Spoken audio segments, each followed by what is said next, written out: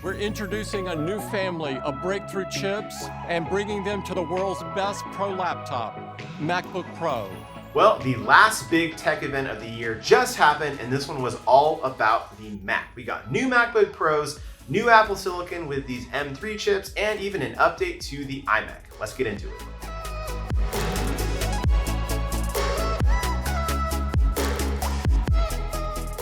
This is Luke with Digital Trends, and hey, it's been a while. Nice to see you again. I'm really excited to be back for this one because Apple just announced all these new products and I got to see a lot of them firsthand. So before we get there, make sure to like this video, subscribe to the channel, and let's dive in. Introducing M3, M3 Pro, and M3 Max.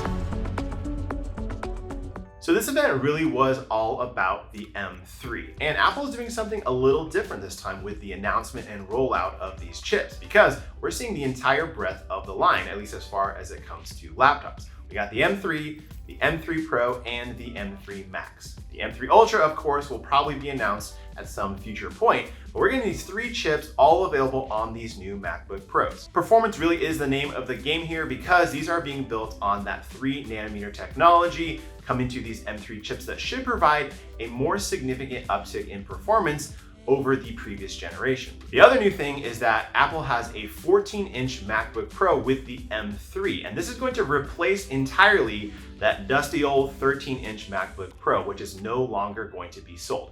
I am really happy about that because this new 14-inch M3 MacBook Pro feels like the Pro device that is a good starting place for a lot of people. It's gonna come in at $1599, but it's gonna come with all those really good Pro features like that Liquid Retina XDR display, better ports, a better keyboard, slimmer bezels, all of that really good stuff that's now going to be available at that starting price.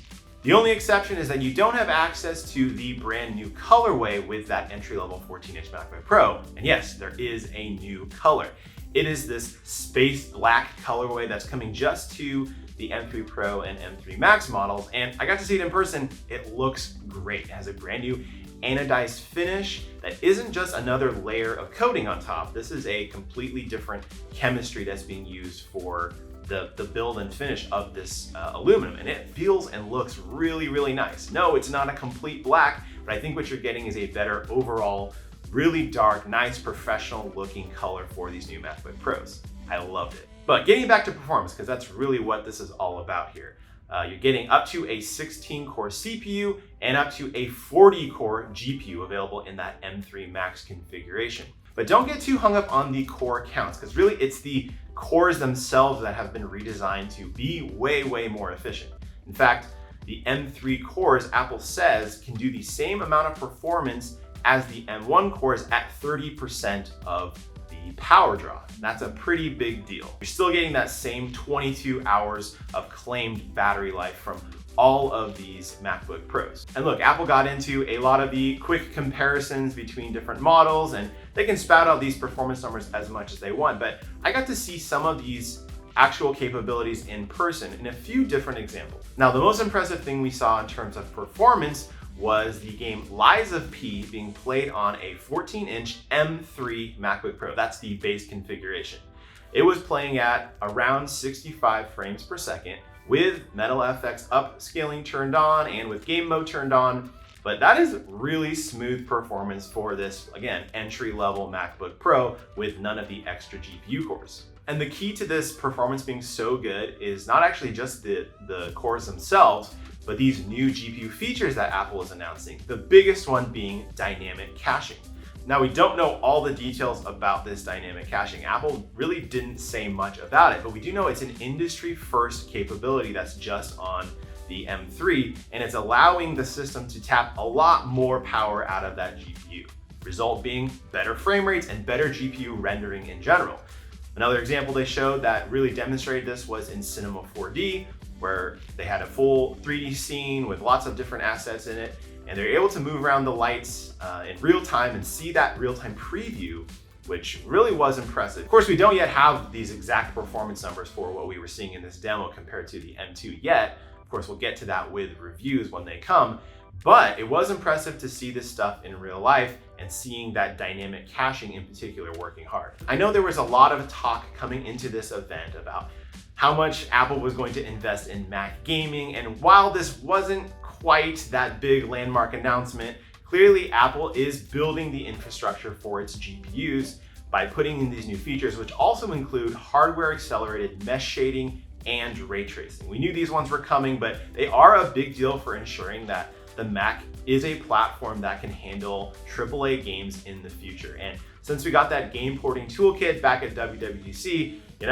maybe we'll start to see more of these games get official ports coming to the Mac in the future. We don't know, but the infrastructure is being laid. The foundation is being built for that to happen. The one last change that Apple did announce that is coming to these new MacBook Pros is in the screen. It's still using that same Liquid Retina XDR display. Again, the best display that you can get on a laptop right now. But they said that SDR content can now go up to 20% brighter, up to 600 nits. So it's a nice little touch, nice little addition to the upgrades this year. We're giving iMac a giant leap in performance while keeping the same impossibly thin design and spectrum of 7 vibrant colors. And last, let's talk about the iMac, the 24-inch iMac. It's finally getting updated from the M1 up to the M3, just to the M3, no M3 Pro model. But that's still a really nice addition because we've been waiting for it. We've been waiting for that upgrade and it's finally here. Now, the design itself, nothing's changing. There's no new colors. There's no new changes to the accessories. I know that one hurts because a lot of people were expecting a redesigned mouse. Not here from what we can tell just yet. However, the iMac with an M3 is really going to help make this an updated platform that people are going to want to buy. And Apple made a big point in making comparisons to old Intel-based iMacs, because I think there's a lot of people who are still using those 27-inch iMacs, wondering when Apple's going to pull the trigger and bring out a new Pro-level iMac. And I think with this update, Apple's hoping to kind of satiate some of those desires to get that more powerful iMac. So it's not here yet. It's still this 24-incher with the same screen that it came with before, but now it has the M3 inside with all of the capabilities and advancements that come with it. The other important thing to mention here is price. Apple isn't charging extra for these upgrades to the iMac or the MacBook Pros. They're all coming in at the same price as they did in the M2 version, minus of course that addition of the 14-inch MacBook Pro, the base configuration with just the M3. Everything else is remaining at the same price. I really like that, and I think even though this is coming just 10 months later than the M2 MacBook Pro update earlier this year, I think this was a smart move to go all in on performance and kind of unveil the full range of chips right now, because I don't think the M3 generation is going to consist of a lot of redesigned products. We've already got the new MacBook Air and MacBook Pro redesigned within the last couple of years. So focusing on performance and what that can actually do to your work process or gaming and all these different scenarios, I think that was smart. And I think these MacBook Pros are really going to impress people. And hey, we got a space black MacBook Pro finally, the thing that people have been wanting for a really long time. So yeah, at least got that. Of course, we're gonna have way more on these new MacBook Pros and iMacs as we get review units in. But for now, let me know down in the comments what you think of these announcements. Did these surprise you in any way? Did they get you excited for upgrading, or are you still going to be waiting for what's next in 2024? Let me know, and I'll see you in the next one.